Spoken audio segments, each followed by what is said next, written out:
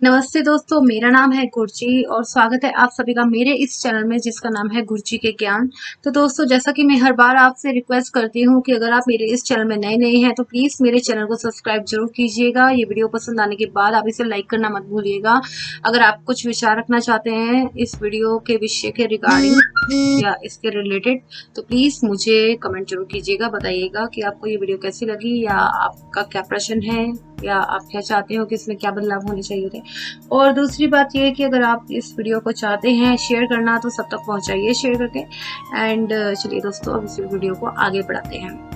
दोस्तों, आज हम बात करेंगे कांग्रेस सरकार के बारे में। दोस्तों, हम तो ये अच्छे से जानते हैं कि कांग्रेस सरकार आज किस पैमाने पे खरी उतरी है या किस पैमाने पे खरी नहीं उतरी है।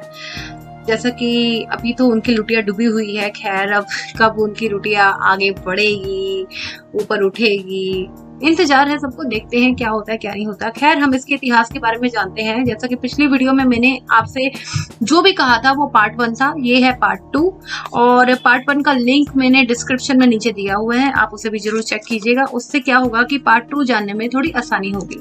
तो दोस्तों, कांग्रेस की स्थापना ब्रिटिश राज में हुई थी, सन 1885 में ब्रिटिश राज में हुई थी।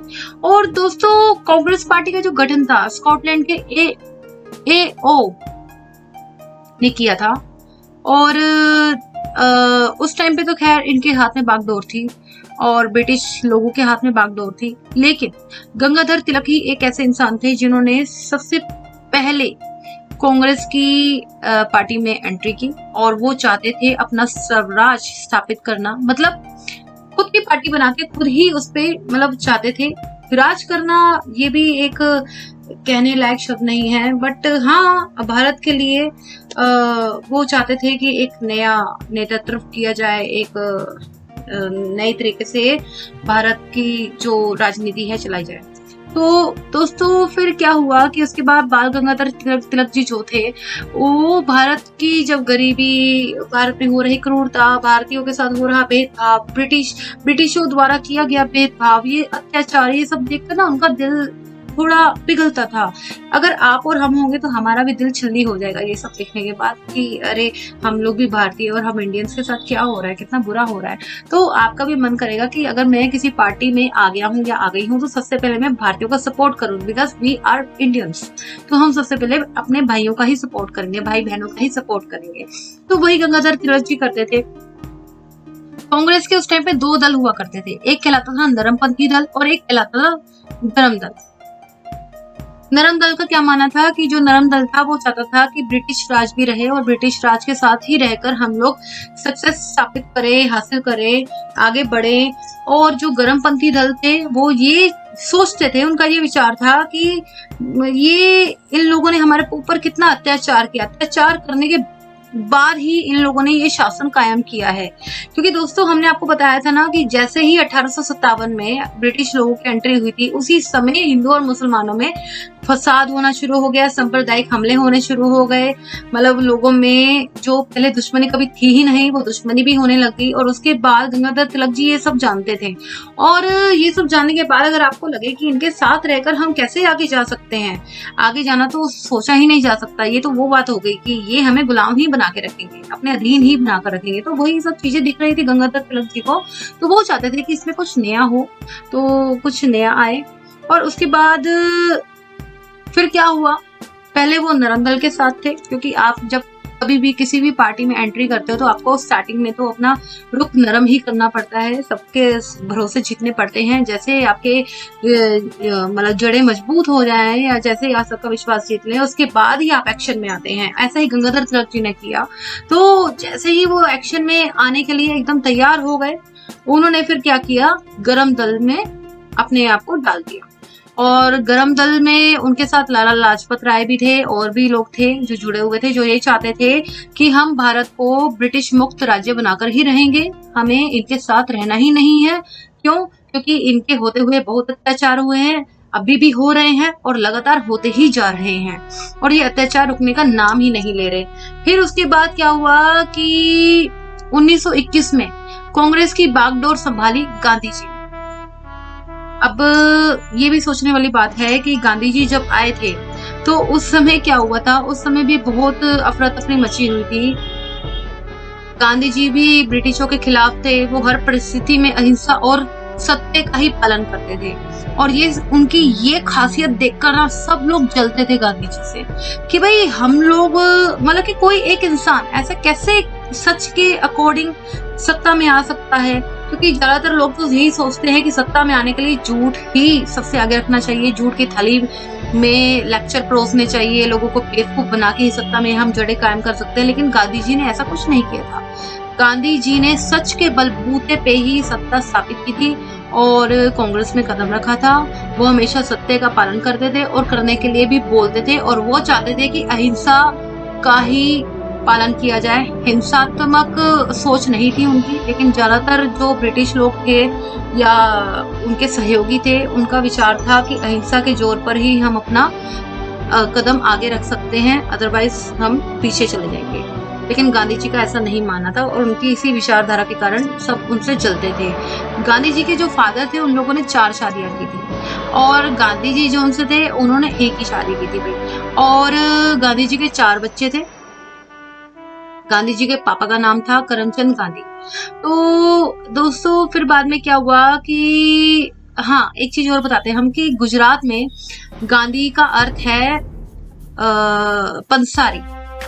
गांधी का अर्थ होता है पंसारी, और हिंदी में अगर देखा जाए तो इसका मतलब होता है खुशबूदार चीजें बेचने वाला, इत्र बेचने वाला।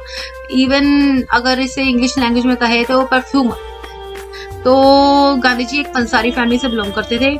और दूसरी बात यह है कि गांधी जी शाकाहारी थे, वो मांसाहारी बिल्कुल भी नहीं थे। उन्हें मांसाहारी लोग भी पसंद नहीं थे और मांसाहारी लोगों से बिल्कुल वो दूर रहते थे।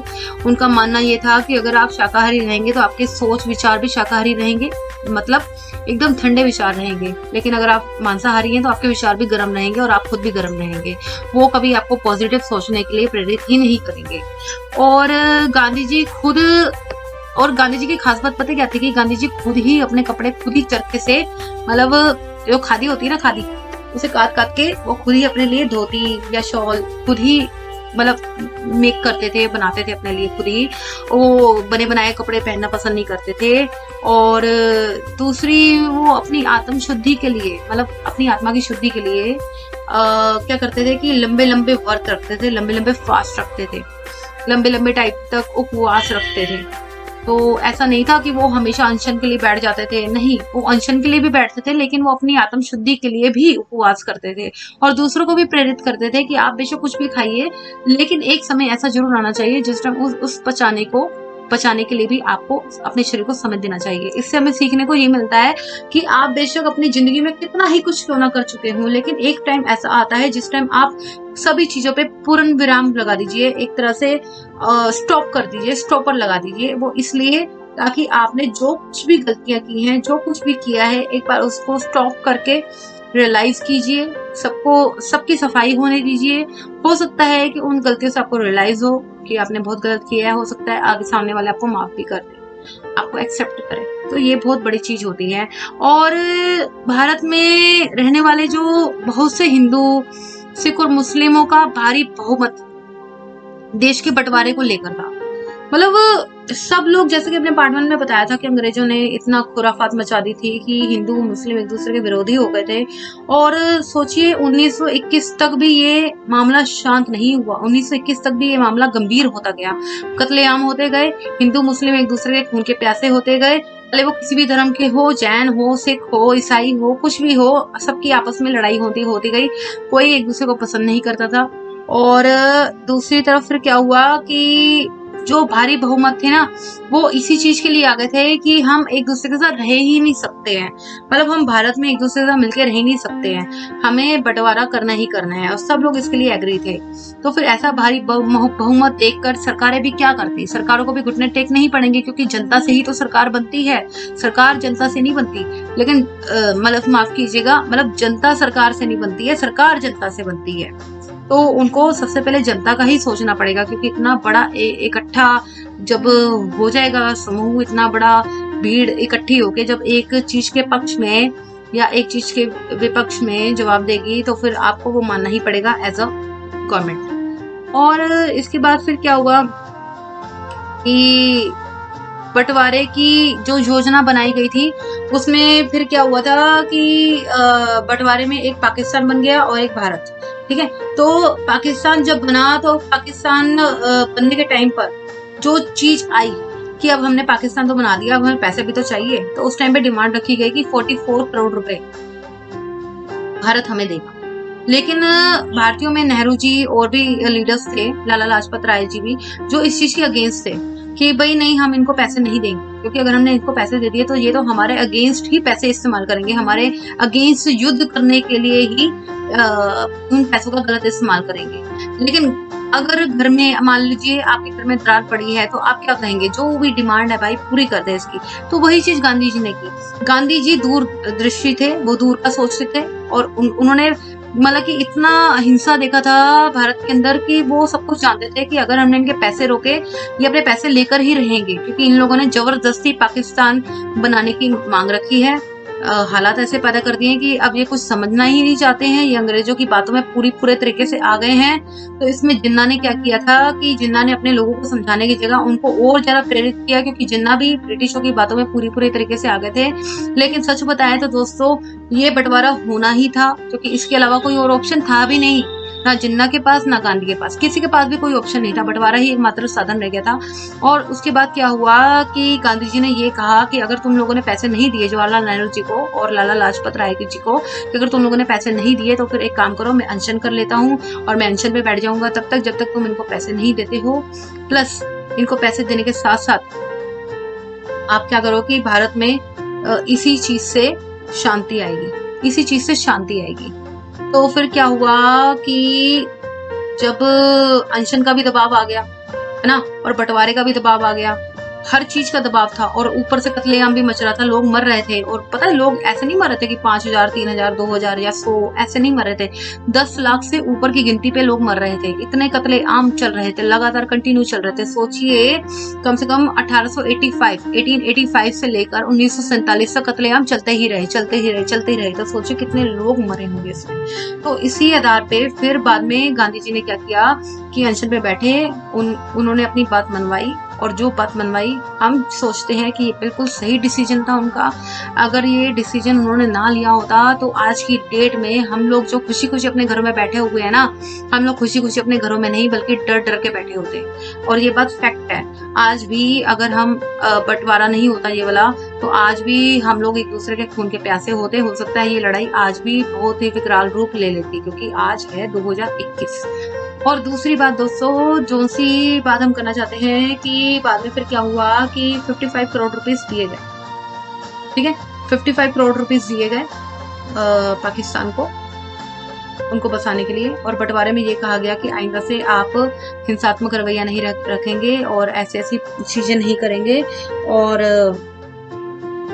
जवाहरलाल नेहरू और लाला लाजपत राय से भी ये बात मनवाई गई कि इसके बाद भी आप कोई एक्शन नहीं लेंगे। और हिंदू और सिखों से भी ये बात कमिट करवाई गई, बात मनवाई गई कि इसके बाद आप कुछ नहीं करेंगे, शांत रहेंगे।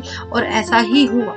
और दोस्तों वो दिन था 1947 का दिन, जब भारत तो आजाद हुआ ही हुआ, साथ में पाकिस्तान भी मतलब एक तरह से बन गया। अब पाकिस्तान में क्या होता है कि पाकिस्तान में एक दिन पहले आजादी का दिवस मनाया जाता है। 14 अगस्त के दिन पे आजादी का दिवस मनाया जाता है, और हमारे भारत में 15 अगस्त के दिन आजादी का दिवस मनाया जाता है। वो इसलिए उस टाइम इसलिए हुआ था क्योंकि वो चाहते थे कि जिन्होंने बंटवारा किया है वो पाकिस्तान में भी उपस्थित रहें और वो हिंदुस्तान में भी उपस्थित रहे, दोनों जगह। लॉर्ड माउंटबेटन ऐसे कुछ नाम था उनका। तो दोस्तों ये कहानी थी विभाजन की। अब बाकी इसका पार्ट 3 लेकर आएंगे तो आप जरूर सुनिएगा। बाकी वीडियो कैसे लगी आप हमें जरूर कमेंट बॉक्स में बताइए, शेयर कीजिए, कमेंट कीजिए, लाइक कीजिए वीडियो को, सब्सक्राइब करना मत भूलिए चैनल को। बाकी दोस्तों हमारे साथ बने रहिए, और हो सकता है हम अच्छी और वीडियोस लेकर आए और हमें सुनते रहिए। धन्यवाद दोस्तों, कीप स्माइलिंग, बाय।